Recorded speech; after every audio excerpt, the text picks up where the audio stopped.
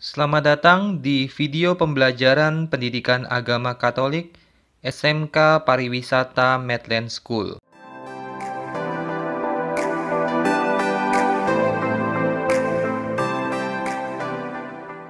Hari ini kita akan melanjutkan pembelajaran kita dan tema hari ini adalah bersikap kritis terhadap ideologi dan tren yang sedang berkembang dalam kehidupan kita.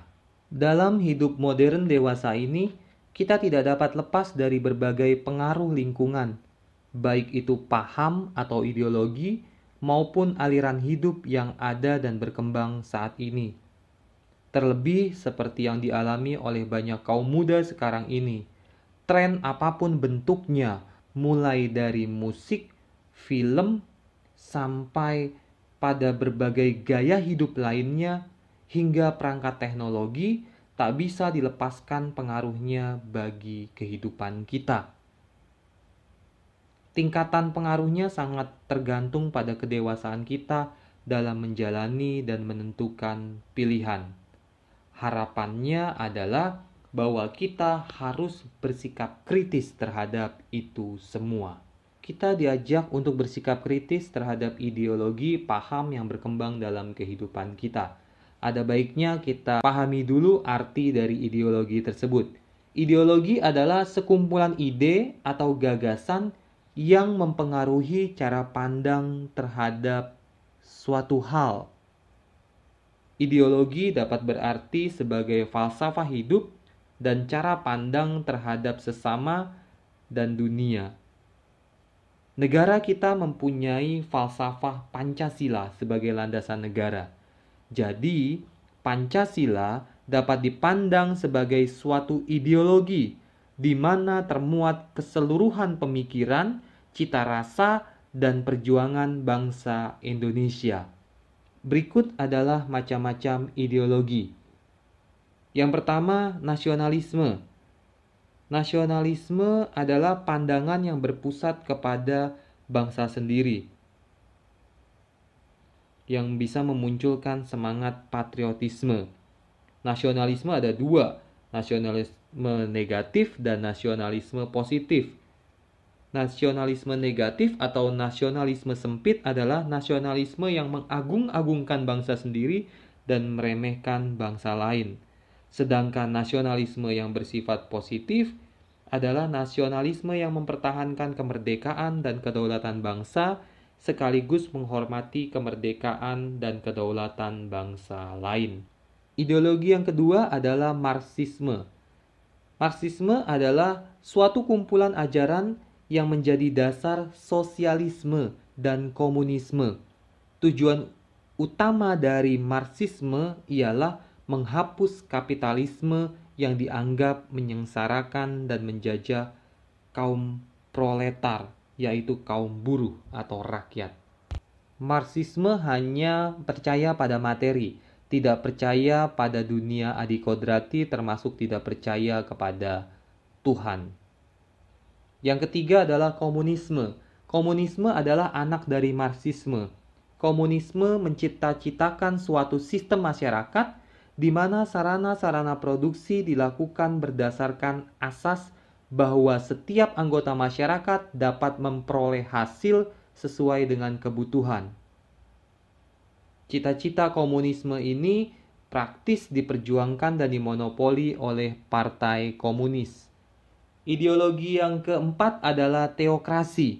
Teokrasi merupakan sebuah paham yang menghendaki agama menguasai masyarakat politis. Dalam hal ini, pemerintah dianggap melakukan kehendak ilahi seperti diwahyukan menurut kepercayaan agama tertentu. Negara adalah negara agama. Hukum agama dipandang tetap. Ideologi yang kelima adalah neoliberalisme. Liberalisme adalah suatu paham dan gerakan yang memperjuangkan kebebasan dari penindasan apapun. Namun kebebasan itu dapat memberi peluang bagi yang kuat untuk menekan yang lemah dan yang kaya memeras yang miskin. Oleh sebab itu, liberalisme di Indonesia sering berkonotasi negatif. Neoliberalisme ialah paham yang berkembang dewasa ini dalam hubungannya dengan globalisasi dan pasar bebas yang akan dikuasai oleh mereka yang kuat secara ekonomis dan politik. Dan ideologi yang terakhir adalah ideologi bangsa kita, yaitu Pancasila. Ideologi Pancasila adalah ideologi yang menjunjung tinggi 5 ide, yakni ketuhanan, kemanusiaan, kebangsaan, demokrasi, dan keadilan sosial. Di sini, individualitas atau kebebasan manusia dihargai, dan sosialitas atau kebersamaan sama-sama dijunjung tinggi. Dibanding liberalisme dan komunisme, Pancasila merupakan ideologi yang jauh lebih baik dan lebih layak diterima. Selain kita harus mengkritisi ideologi yang ada dalam kehidupan kita juga harus mengkritisi gaya hidup atau tren yang ada di sekitar kita. Gaya hidup yang harus dikritisi adalah gaya hidup materialisme, konsumerisme, hedonisme, dan individualisme. Materialisme, konsumerisme, dan hedonisme merupakan pemahaman yang salah tentang kehidupan, yang menganggap hidup yang benar adalah hidup yang berlimpah materi dan berkesenangan. Manusia diukur dari apa yang dimiliki, bukan dari karakter, bukan dari pengorbanan. Budaya materialisme dan hedonisme dapat melahirkan sikap individualis. Individualisme adalah akibat yang tidak bisa terelakkan dari suatu perkembangan yang sedang berlangsung dalam hidup orang kota, terutama kelas menengah ke atas. Gaya hidup modern memisahkan dengan tajam antara yang kaya dan yang miskin. Bahkan di masyarakat perkotaan kita lihat jarang sekali orang yang memiliki empati untuk menolong sesamanya. Ini yang harus dikritisi dalam kehidupan bermasyarakat. Sekarang kita mau belajar dari Yesus bagaimana Yesus menanggapi ideologi dan gaya hidup yang berkembang pada zaman Yesus. Pada zaman Yesus ada beberapa cara pandang terhadap kehidupan yang dimiliki oleh beberapa kelompok tertentu. Yang pertama adalah kelompok Farisi. Kelompok Farisi adalah kelompok orang Yahudi yang saleh yang menerima hukum tertulis dan lisan dan dengan amat teliti menaati berbagai macam kewajiban tanpa memikirkan bagaimana nasib dari sesamanya. Yang kedua adalah kaum Saduki. Kaum Saduki adalah salah satu kelompok politik Palestina semasa Yesus. Kelompok ini menentang tradisi lisan yang berkembang pada saat itu, yaitu kebangkitan orang mati dan adanya malaikat. Yang ketiga adalah kelompok Eseni. Kelompok Eseni adalah kelompok yang menganggap diri sebagai orang terpilih dari antara orang-orang yang saleh. Hidup bermati raga dan melaksanakan hukum Taurat dengan sangat ketat, sehingga mereka juga seringkali tidak mempedulikan sesamanya. Dan kelompok yang terakhir adalah kaum Zelot.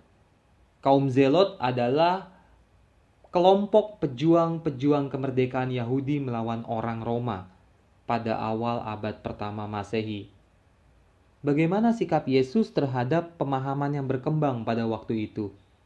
Yesus ternyata tidak memilih salah satu dari kelompok-kelompok atau aliran-aliran tersebut.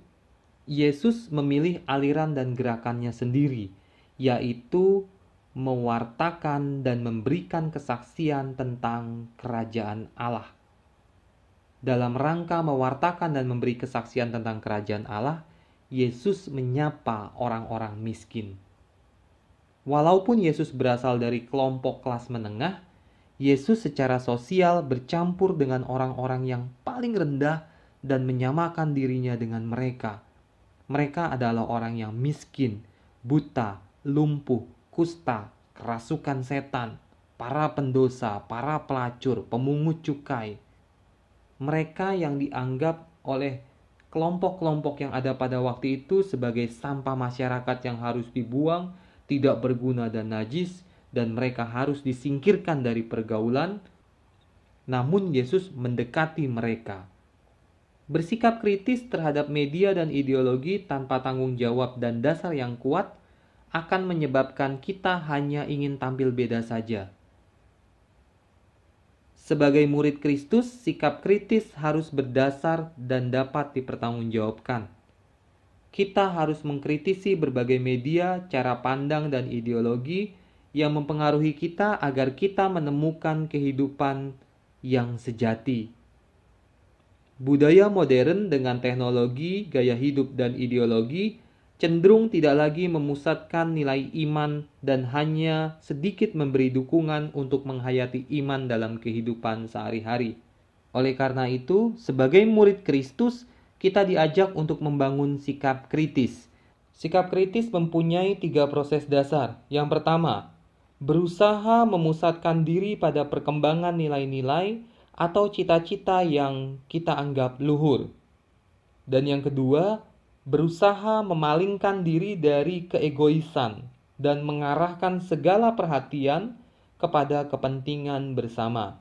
Dan yang ketiga, membuka perhatian kepada hidup yang lebih sempurna, yaitu ke arah hidup Allah sendiri. Semoga lewat pembelajaran ini kita semakin menyadari nilai hidup yang sedang kita jalani dan kita pahami selama ini, sehingga kita dapat lebih menentukan arah kita, yaitu arah menuju Allah, arah kepada kehendak Allah yang senantiasa membawa manusia kepada keselamatan. Tuhan Yesus memberkati kita semua.